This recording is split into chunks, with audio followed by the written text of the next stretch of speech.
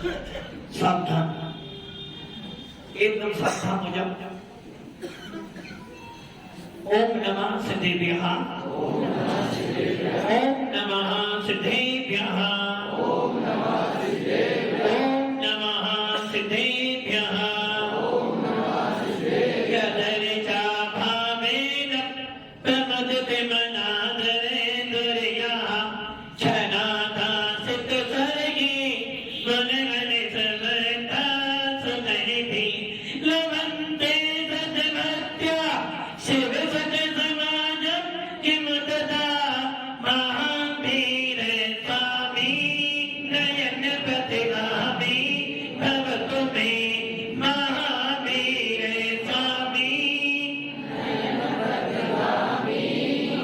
महावीर स्वामी नयन प्रतिगामी भवतु मे गुरुवः बन्धनो नित्यं ज्ञाने दर्शनायिका चारित्राणं गम्भीरा मोक्षे मार्गोपदेशिका।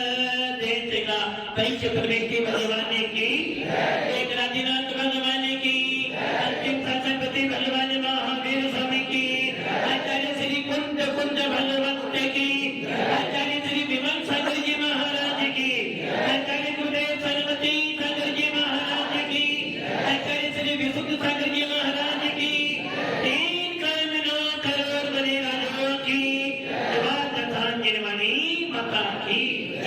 तपस्वी गुरुदेव सुंदर सागर जी महाराज की, आचार्य संघ की जयकारा गुरुदेव का, जयकारा गुरुदेव का। नमोस्तु नमोस्तु। भव्य आत्मा अंतिम तीर्थेश भगवान महावीर, जिनसे हमारा और आपका परिचय है। किसी भी प्रकार का ज्ञानी हो, छोटा हो या मोटा हो, सबके सब जानते हैं कि भगवान महावीर हमारे अंतिम तीर्थेश हैं। और भगवान महावीर के बाद में अब कोई तीर्थंकर इस काल में होने वाला, ये भी जानते हो। और ये भी जानते हो कि भगवान महावीर का नाम लेने से लोग हमको जैन कहते हैं। और ये भी जानते हो कि जब जब कोई हमें भगवान महावीर का नाम सुनाता है तो हमारे अंदर बैठे परमात्मा की याद आ जाती है। ऐसा वीतराग शासन, ऐसा जैन शासन हमें और आपको मिला है।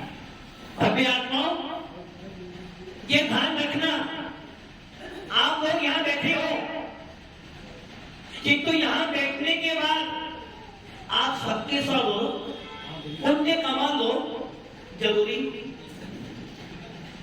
नहीं है कि दुकान पे बैठने से आपकी दुकान चलेगी।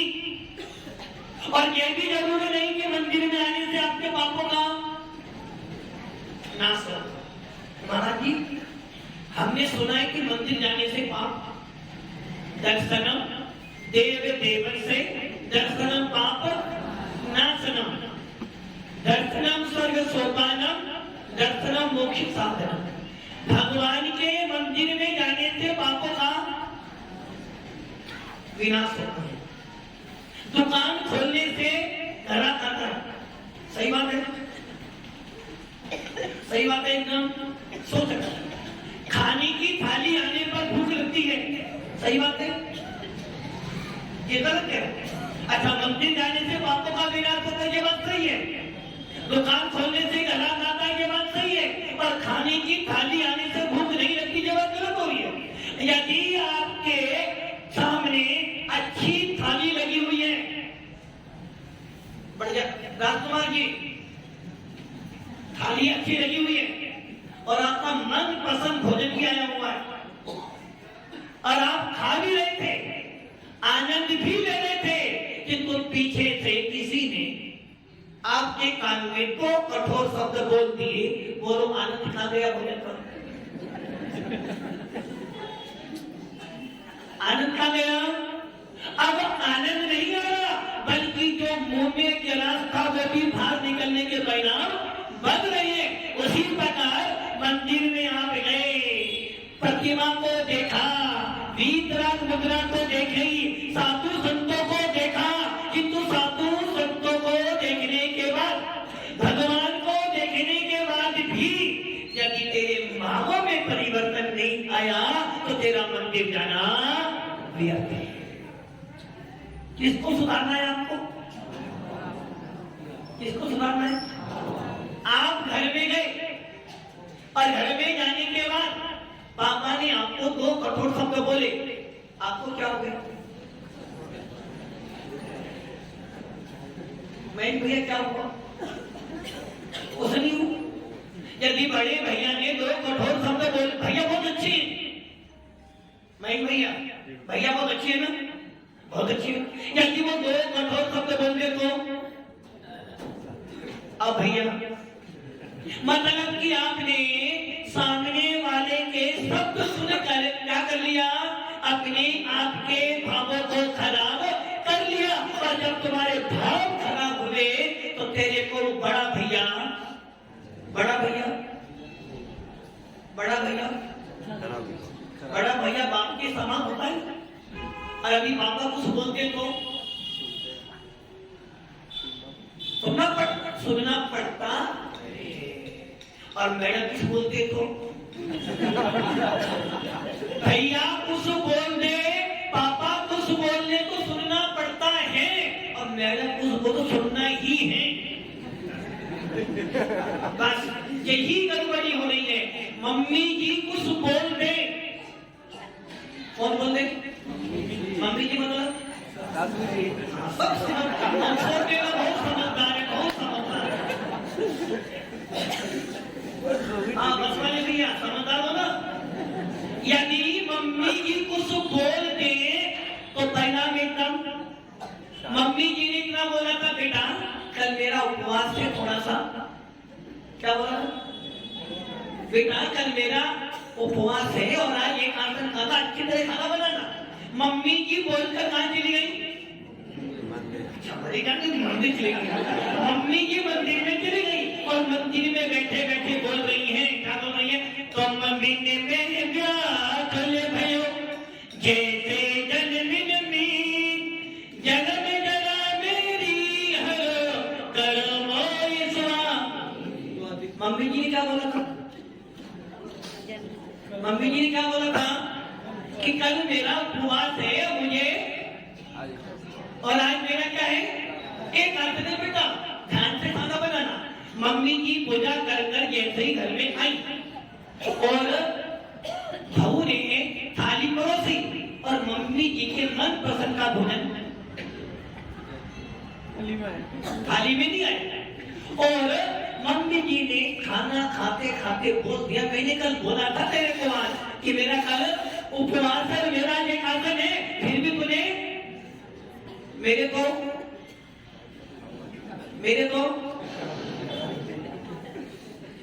भागी। इतना ही मम्मी जी ने बोला था। अब मम्मी जी ने बोलकर एक आसन कर को लिया और चुपचाप बैठ गई। अब भोरानी ने क्या किया? बोलो क्या करेंगे भोरानी? अब उसको इंतजार पापा जी का नहीं है, किसका इंतजार है?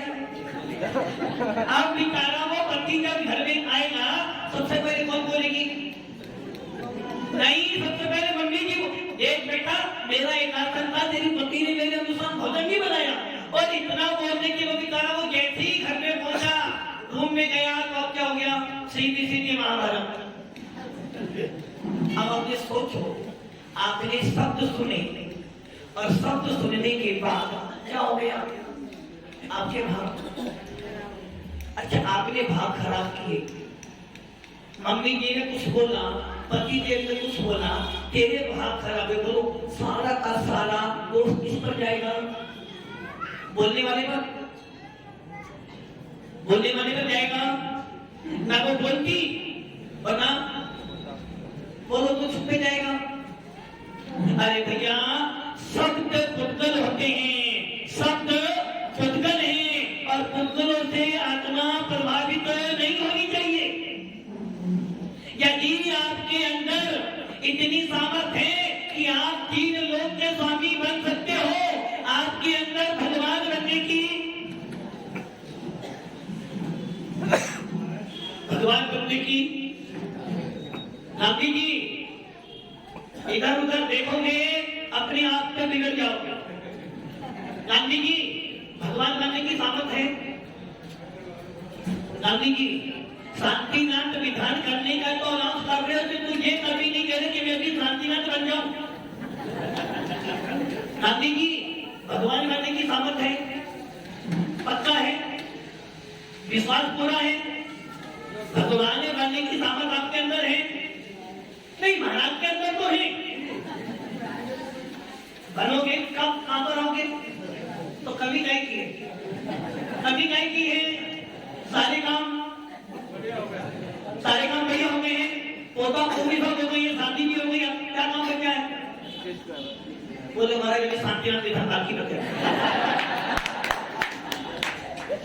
गांधी जी भगवान बनना है, कब बनना है? क्या करें? देखो ये कहां रखना, जितने पंडित होंगे वो सब यही बोलेंगे, इसलिए कभी पंडित नहीं बनना। कभी पंडित हमेशा दूसरों को तो उपदेश देता है किंतु कभी अपने ऊपर।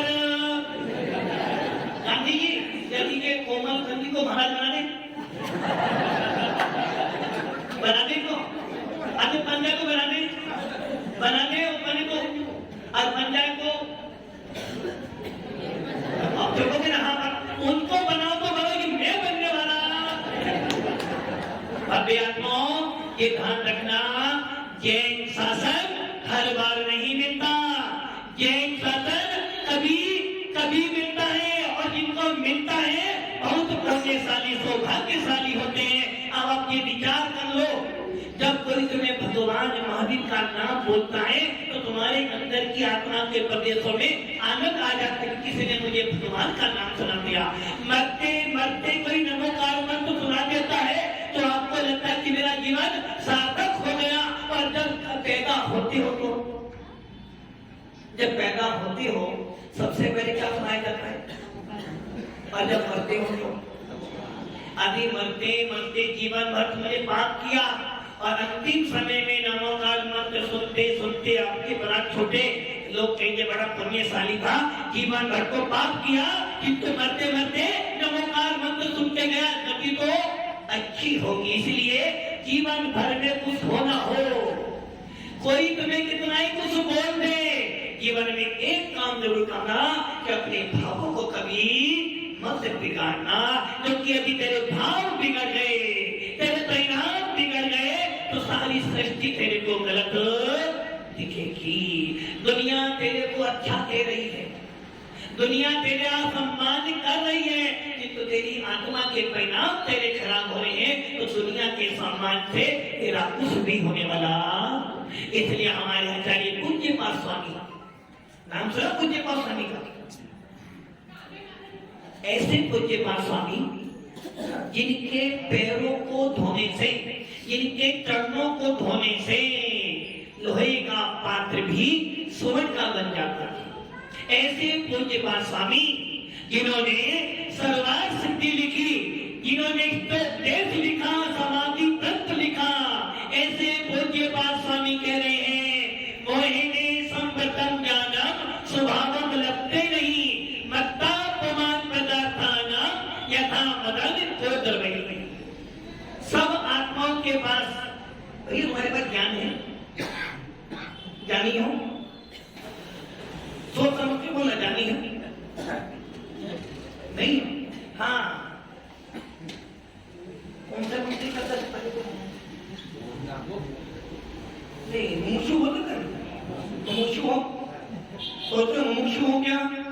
मुमुक्षु तो वो होते हो, मुमुक्षु हो ये भैया मुमुक्षु हुआ, अरे मुमुक्षु, हाँ सफेद कपड़े वाले सारे मुमुक्षु। हाँ सेठी जी मुमुक्षु हो नहीं हो ना? सांसद हो नहीं हो, खड़े कर मत, मुमुक्षु हो नहीं हो, अच्छा बैठे, पर अपने उनसे बोल सको शांति का कैसे मुमुक्षु हो, मुमुक्षु नहीं हो, मुमुक्षु हो हाँ, जो मुमुक्षु हो या श्रावक हो, मुमुक्षु नहीं बैठे। चलो हाँ, भैया मुमुक्षु हो नहीं हो, श्रावक हो, अच्छा आप लोग ये ध्यान रख लेना, यदि जैन कुल में आने के बाद भी भगवान महावीर के भीतरा शासन को पाने के बाद भी और यदि नमोकार मंत्र बोलने के बाद भी तुम मुमुक्षु नहीं बन पाए तो दुर्भाग्यशाली हो। यदि मुनियों की वंदना करते करते भी मुनि महाराज बनने के भाव नहीं बन रहे तो समझना कहीं ना कहीं मिथ्या दृष्टि हो। यदि मुनियों को हाथ देते देते भी आपके भाव नहीं बन रहे कि मैं भी हे आत्मा वो दिन कब आए जब मैं कल पात्र में हाथ करूं तो समझना तेरा दान देना व्यर्थ हो गया। क्यों हो गया? लोग क्या चले पुल के बाद देना लिखा मोहिनी संपतम ज्ञानम स्वभाव लगते नहीं। जब तुम्हारा ज्ञान ज्ञान नहीं है तुम्हारे अंदर, बांसवाड़ा वाले भी क्या ज्ञान है भैया? जानी हो, जानी हो भैया, जानी हो सफेद कपड़े वाले भी जानी हो, जानी हो पक्का जानी हो नहीं, तुम्हारे पीछे भी जानी। ऐसा तो कभी नहीं हो सकता कि मिठास हो शक्कर न आत्मा हो, ज्ञानी भी हो और ज्ञान और ज्ञानी नहीं हो। अरे भैया हर आत्मा भले वो आत्मा कोई सी भी हो, पशु की हो, नारकी की हो, देव की हो, मनुष्य की हो, हिंदू की हो, मुसलमान की हो, जैनी की हो, जिस जिसमें आत्मा है वो सबके सब ज्ञानी है, क्योंकि आत्मा ज्ञान के बिना नहीं होती। जहाँ ज्ञान होता है वही आत्मा होती है और जहाँ आत्मा होती है वही ज्ञान होता है। इसलिए हम सब ज्ञानी को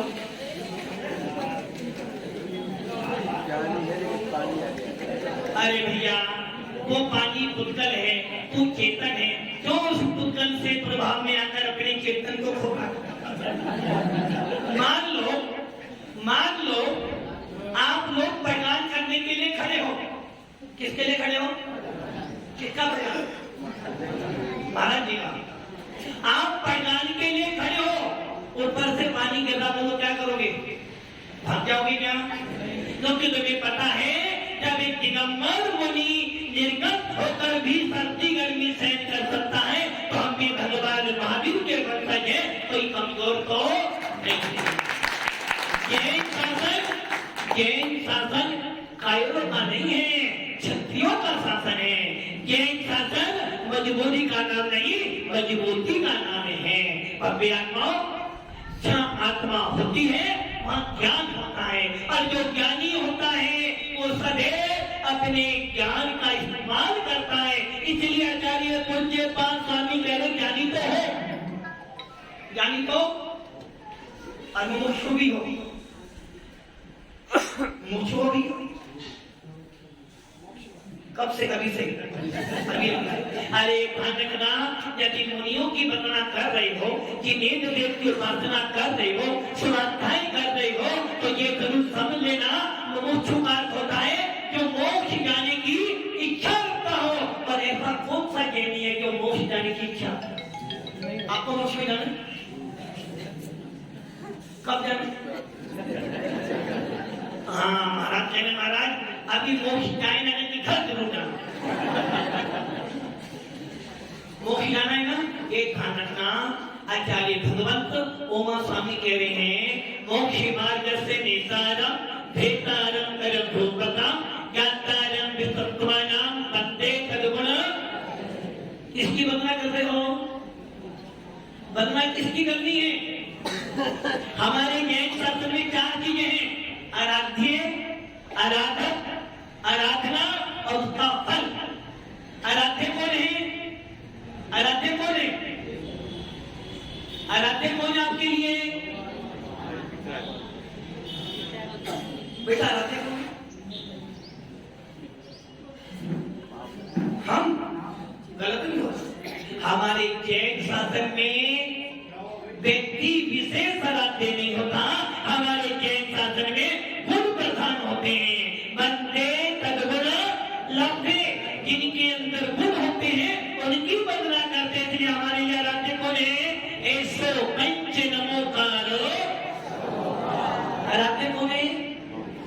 परमेष्टि, और पंच परमेष्टि उन्हें कहते हैं जो परम पद में स्थित होते हैं, जो मोक्ष मार्ग पर चलते हैं और दूसरों को भी बनाते हैं। इसलिए मुमुक्षु वही होता है जो मोक्ष जाने की इच्छा अपने मन में रखता है, तो ये जानता हो कि मैं भी आत्मा से,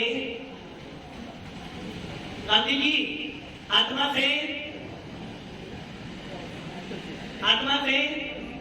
परमात्मा बना सकता हूं, बन नहीं सकता, क्योंकि गांधी जी ने परमात्मा को खुद बनाए, किंतु अभी तक एक बार भी परमात्मा अब बन जाओ। गांधी जी अब मुझे परमात्मा क्या करें, उम्र हो गई, अब गांधी की उम्र हो गई, कितनी हो गई,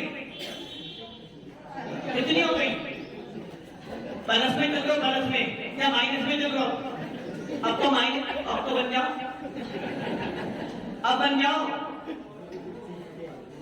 मतलब कि ये ध्यान रख लेना, पंडित दौलत राम की खेडाना में क्या करे हैं, डोले समझे सुन चेते से याने काले बता मत खोवे, ये नरे भवे फिर मिलने का ठेले हैं, जो सम्मित्र नहीं भव्य आत्माओं मनुष्य भव हर बार, और मनुष्य भव हर बार मिल भी जाए, मनुष्य भव हर बार मिल भी जाए, जैन बार अभी जब मिला है फिर न मिलेगा, कभी नहीं, कभी नहीं, कभी नहीं। इसलिए मनुष्य भव मिला है, जिन शासन मिला है, देवता गुरु मिले हैं, अच्छा ज्ञान मिला है, और इन सबको पाने के बाद भी यदि तेरी प्यास आत्मा से भगवान बनने की नहीं होती है, यदि तेरे को ये बोध नहीं हो रहा कि मैं भी भगवान बन सकता हूं, अभी नहीं बनी, तो कहते हैं काल लब्धि अभी नहीं। अरे भैया क्यों कायल बनते हो, दुकान के लिए काल लब्धि नहीं आती है, घर जाने के लिए काल लब्धि नहीं आती है, बच्चों को मारने के लिए काल लब्धि नहीं आती है, कसाई करने के लिए काल लब्धि नहीं आती, किंतु मोक्ष मार्ग में बढ़ने के लिए काल लब्धि लगती है। ये पुरुषार्थ की है, यदि चाहो तो अभी भी। अच्छा मुझे बताओ, हाँ भैया, मुनिराज बनने के लिए कौन सी पात्रता चाहिए,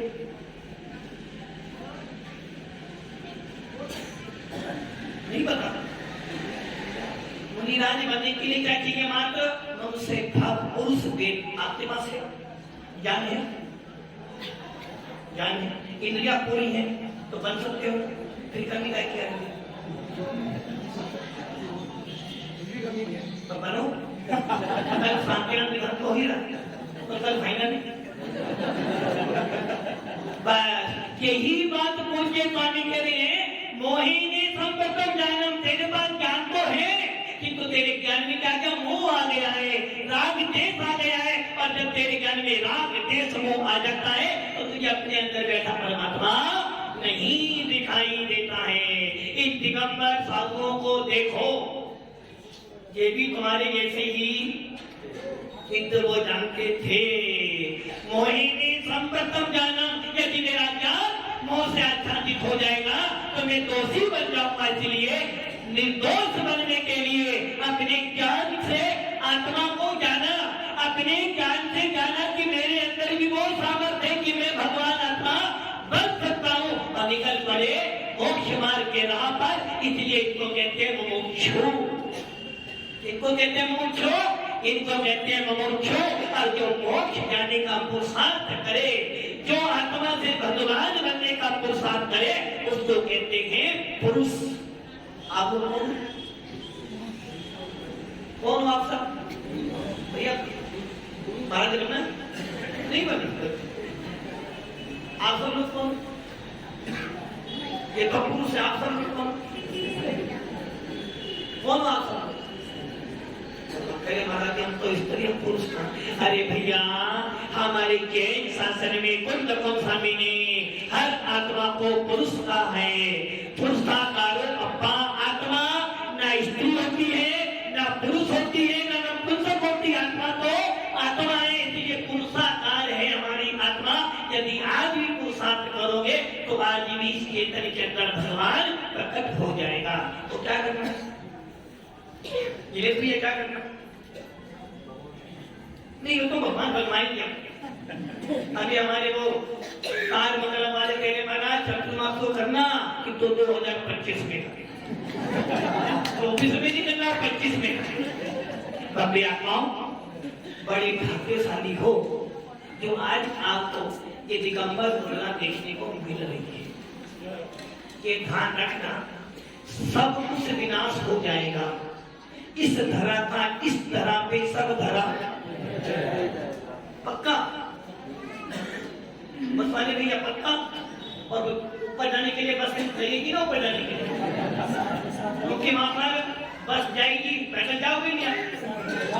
सजन में झूठ मत बोलो, खुदा के पास जाना है, न हाथी है न घोड़ा है, वहां पैदल ही जाना है। कहाँ जाना है? कहाँ पर? स्वर्ग। अरे कौन नाक कटाते हो? हमें ना स्वर्ग जाना है ना नरक जाना है, हमें तो अपनी आत्मा में रमण करना है। और जो आत्मा में रमण करेगा वही भगवान। इसलिए भव्य आत्माओं, इस धरा का इस धरा पे सब धरा रह जाएगा। और जब जाओगे तो ले जाओगे, फिर भी जोड़ जोड़ कर अपना पूरा भवन किसके लिए जोड़ रहे हो? जब पता है खाली हाथ, गांधी जी खाली हाथ आए थे, फिर भी चिंता शांतिनाथ भगवान की है। सार यही है, अपने ज्ञान में मोह को हटा दो। यदि तुम्हारे ज्ञान में से मोह हट जाएगा, आपको बोध हो जाएगा कि मैं भी भगवान आत्मा बन सकता हूँ। शेष बात कल करेंगे। ओम नमः